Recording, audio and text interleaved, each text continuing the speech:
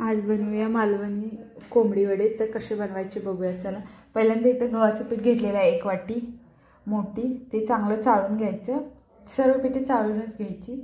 त्यानंतर ना बेसन पीठ घ्यायचं, तांदळाचं पीठ घ्यायचं, ज्वारीचं पीठ, असे 4 प्रकारचे पीठ घ्यायचे। इथे 2 वाटी मी तांदळाचं पीठ घेतलेलं आहे। जास्ती करून तांदळाचं पीठ घालायचं म्हणजे जरा चांगलं होतात। त्यानंतर बेसन पीठ अर्धी वाटी घालायचं, ते चाळून घ्यायचं चांगलं। हे कोंबडी वडे।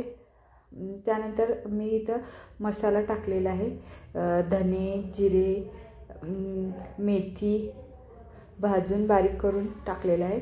त्यानंतर थोडं मीठ टाकलेलं आहे आणि कोमट पाण्यात हे सर्व पीठ मळून घ्यायचं। हे कोंबडी वडे आपण मटणाच्या रश्श्यासोबत, चिकनच्या रश्श्यासोबत खाण्यास खूप छान लागतात आणि मऊही होतात।